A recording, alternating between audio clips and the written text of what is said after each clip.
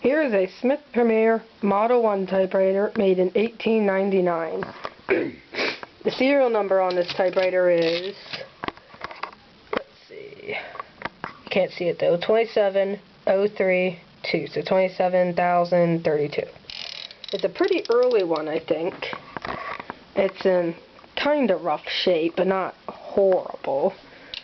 Let's look at the side here.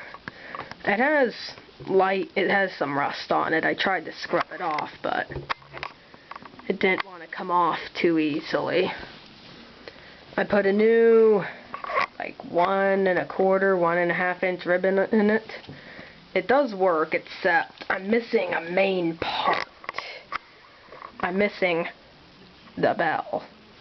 If anybody has one for sale, I'd buy it. I need the bell and then the nut that screws on to hold the bell in place. Because I know on lots of Smith Premiers that's a common part missing. It does work. I'm also missing the crank for the cleaning brushes inside. There's that side. This one's in better shape mechanical wise than my 4. Some of the keys are just haven't been used in a long time. I got this off a guy in Delaware off of Craigslist who didn't take very good care of it. He kept it in in his like farmhouse basement, something like that. And it didn't and the weather wasn't very nice to the typewriter. So, yeah. The feed roller's pretty disintegrated on this one, but it still will feed paper. As you can see, pretty crusty. Some of the nickel parts like this are in great shape compared to the others. Why some are so good and why are some so bad, I don't know. There's the key arms. It's pretty dusty because I don't use it all that often. Yeah, I don't have an original like aluminum belt. Instead I used a like cloth belt.